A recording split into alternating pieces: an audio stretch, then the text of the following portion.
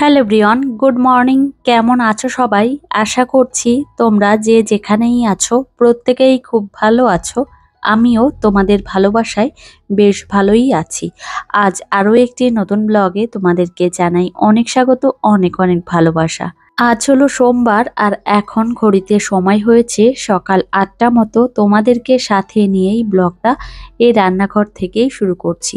তো চলো তোমরা দেখতে থাকো, আশা করছি খুব ভালো লাগবে। তো এদিকে আজকে সকালবেলায় আমি ৫ রকমের সবজি দিয়ে একটা নিরামিষ রান্না করছি। আর সকালের দিকে আমার শ্বশুরমশাই ভাজাভুজি দিয়ে রুটি খেতে তেমন একটা বেশি পছন্দ করে না। আমার শ্বশুরমশাইকে আমি যদি অমলেট, তারপর বেগুন ভাজা এই সমস্ত করে দিই তাহলে একদমই খেতে চায় না। ঘরে সবসময় কাউ মিল্ক থাকে, যদি দিই কিন্তু খেতে চায় না। কিন্তু যদি আমি সবজি, ডাল এই সমস্ত রান্না করে দিই তাহলে উনি খেতে খুব পছন্দ করে। তো যাই হোক, আমি এদিকে রান্না করছি আর মেয়ের জন্য খাবারটা তৈরি করে নিচ্ছি। আজকে সকালবেলায় আদিশ্রীকে আমি কর্নফ্লেক্স খাওয়াবো। আর আজকে সোমবার দিন মানেই আমার কাছে একটা ব্যস্ততম দিন।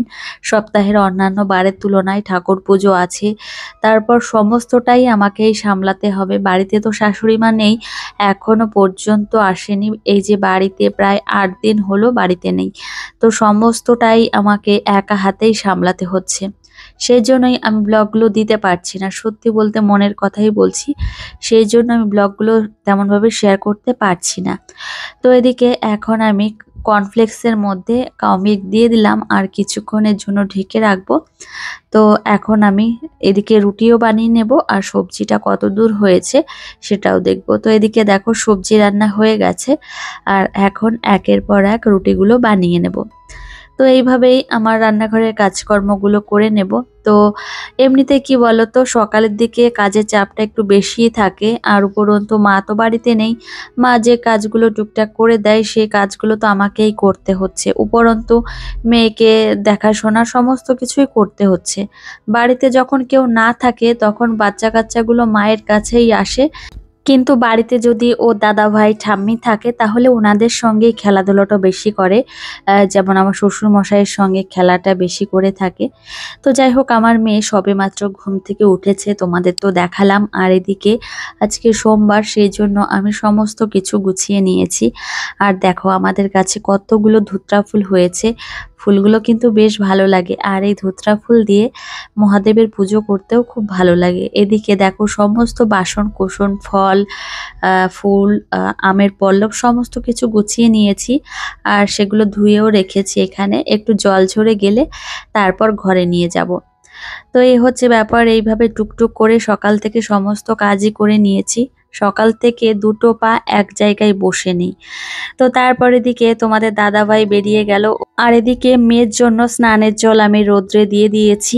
আর এখন মেয়েকে নিয়ে একটু ওপরে এসেছি, একটু দরকার ছিল। তো এখানে এসেও দেখো খেলা শুরু করে দিয়েছে। তো এই ব্যাগটা নিয়েই রয়েছে, এখানে রয়েছে বিল্ডিং ব্লক। তো এইগুলো নিয়েই মাম্মাম খেলতে পছন্দ করে। তো চলো, মেয়েকে ফ্রেশ করিয়ে দিয়েছি, এখন ওকে সকালের খাবারটা খাইয়ে দিতে হবে। তো এদিকে কর্নফ্লেক্স তো নরম হয়ে গেছে, অনেকক্ষণ আগেই আমি একটু গরম কাউ মিল্কের সঙ্গে ভিজিয়ে রেখেছিলাম আর এখন ওর খাবারটা রেডি করছি। তো ভেবেছি ওকে আমি কলা দিয়ে খাইয়ে দেব। আদিশ্রীকে সকালের দিকেই আমি কলাটা খাওয়াই। তো আমি অন্যান্য টাইমে তেমন একটা খাওয়াই না। সকালে যে খাবারটা খাওয়াই আমার পছন্দ মতো সেই খাবারের সঙ্গে আমি কলাটা অ্যাড করে দিই। আজকে যেমন কর্নফ্লেক্স ওর জন্য রেডি করেছি, সেই জন্য আমি কলা দিয়ে দিচ্ছি। আর ওকে অবশ্যই আমি কাঁঠালি কলাটা খাওয়াই, অন্য কোনো কলা খাওয়াই না। তো যাই হোক, এই যে দেখো আমি ছোট ছোট করে নিয়েছি আর এখন আমার মেয়ের খাবারের সঙ্গে একটু মিশিয়ে দেব, তারপর ওকে গিয়ে খাইয়ে দিতে হবে। আবার কি বলতো, পুজো আছে, তারপর আছে রান্না বান্না, এই সমস্ত তো আছেই। তো মেয়েকে চলো খাইয়ে দিই। তো মেয়েকে খাইয়ে দিয়েছি, তোমাদেরকে আর দেখাইনি। তারপর আমি চলে এসেছি ঠাকুর পুজো করতে। স্নানটা আমি সেরে নিয়েছিলাম।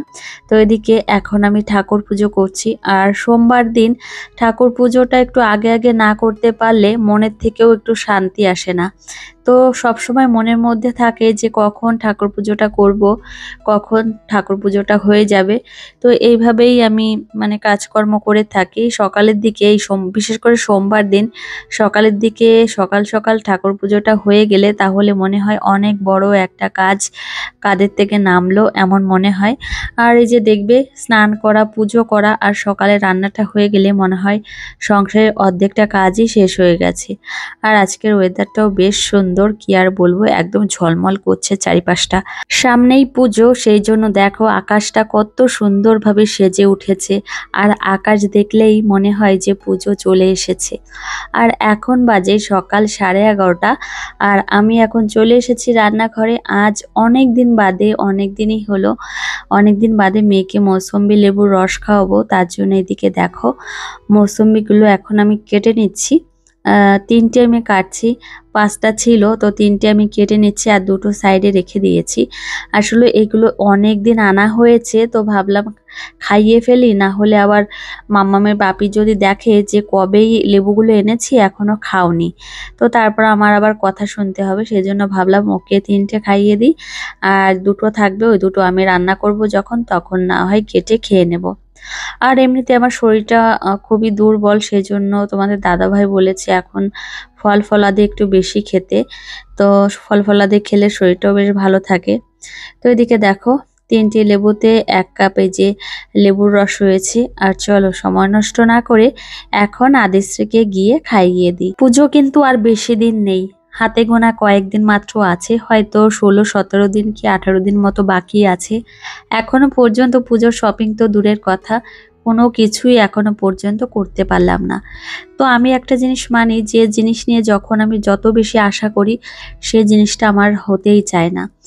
তো তোমাদের সঙ্গে আমি অনেকদিন আগে থেকেই শেয়ার করছি, 1-1.5 মাস 2 মাস আগের থেকেই, যে পুজোর 1 মাস আগের থেকেই আমি পুজোর শপিংটা কমপ্লিট করে নেব।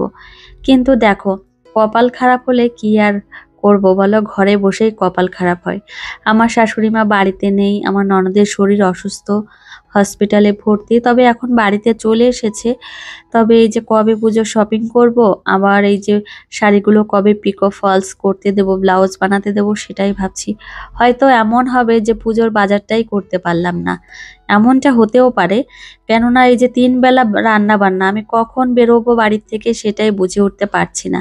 আর ভেবেছিলাম যে বোনের বাড়িতে যাব, সেখানে গিয়েও কোনো লাভ নেই, কি করব, রান্না তো করতেই হবে।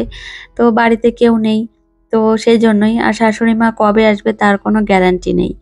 তো যাই হোক, এই যে দেখো আমার মেয়েকে স্নান করিয়ে নিয়ে চলে এসেছি, আর এখন ওকে আমি রেডি করিয়ে দিচ্ছি। আর আমাদের ঘরে আমার মাসি শাশুড়ি এসেছে বাড়িতে। এখন আপাতত আমরা দুজনেই আছি, মানে আমার মেয়ে আর আমি। এখন দুপুর 12:30 বাজে, আর আমার মাসি শাশুড়ি এসেছে নিচে, আমাদের দেখতে পায়নি, তারপর উপরে চলে এসেছে। আর এদিকে মাসির সঙ্গে একটু গল্প করছে, আর মাসি দেখছে ঘরটা কত সুন্দর সাজিয়েছে, সেটা আমাকে বলছিল। তো এদিকে এখন আমার মেয়ে এই যে বডি লোশন নিয়ে এসেছে, এখন হাতে মাখাচ্ছে। এইভাবে যে কতটা করে বডি লোশন নষ্ট করে তার কোনো ঠিক নেই। তোমাদের সঙ্গে আমার একটা খুব ভালো একটা মনের আশা পূর্ণ হয়েছে, সেটা তোমাদের সঙ্গে শেয়ার করব।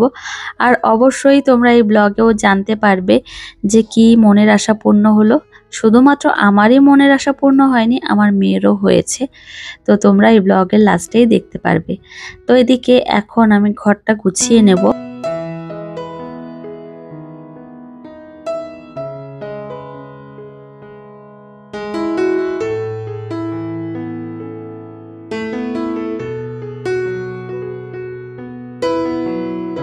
ঘর গোছাতে আমি খুবই পছন্দ করি, ঘর পরিপাটি রাখতে খুবই পছন্দ করি, কিন্তু এই যে কয়েকদিন হলো তেমনভাবে আমি ঘর গোছাতেও পারছি না। তো কেমন একটা তাড়াহুড়োর মধ্যে দিনটা কেটে যাচ্ছে, তো ঠিকঠাকভাবে সমস্ত কিছু করতেই পারছি না।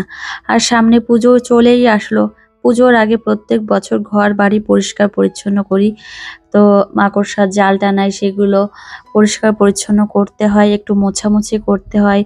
খাটটা এখনো পর্যন্ত মোছা হয়নি, মুছতে হবে। তারপর এই ড্রেসিং টেবিল, তারপর টিভি ইউনিট, আলমারি সমস্ত কিছুই মুছতে হবে, একটু পরিষ্কার করতে হবে। প্রত্যেক বছরই করে থাকি, কিন্তু এবছরটা এখনো পর্যন্ত হয়ে উঠলো না যে একটু গুছিয়ে নেব। কেননা মাই তো বাড়িতে নেই, তো আমার মাও বাড়িতে নেই, কি একটা পরিস্থিতি তাই ভাবছি।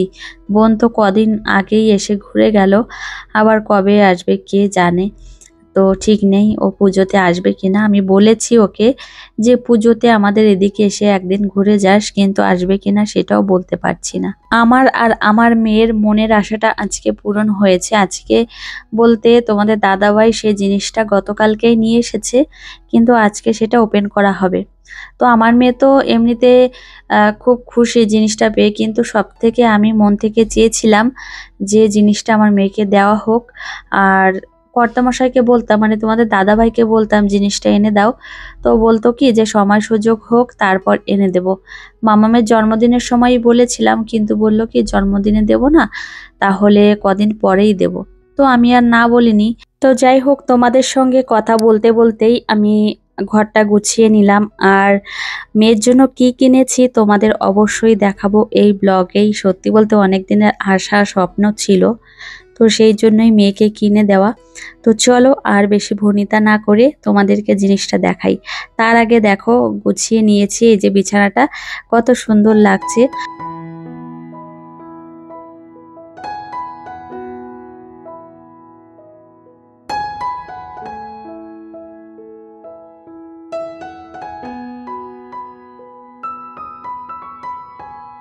আমার মেয়ে জিনিসটা দেখে খুব খুশি হয়েছে, তো এখান থেকে নড়বেই না। তো এখানে দেখো বাবু হয়ে এখন বসে রয়েছে। তো আমার মেয়ের মানে খুব পছন্দের একটা জিনিস। আমার মেয়ে পছন্দ বলতে কি, লোকের যখন জিনিসগুলো দেখে তখন একটু মন থেকে চায় যে জিনিসটা যদি আমার হতো, কিন্তু আমি ভেবেছিলাম যে একটু সময় সুযোগ হোক তারপরই এনে দেব।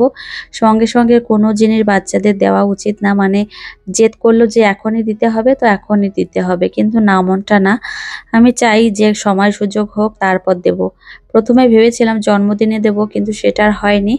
তো তারপরে যে জন্মদিনের 1 মাস বাদেই এখন আমরা জিনিসটা এই যে কিনে নিয়েছি। আচ্ছা, তোমাদেরকে বলে দিই যে মেয়ের জন্য কি এনেছে। তো অনেকদিন ধরেই ভাবছিলাম মেয়েকে একটা গাড়ি কিনে দেব।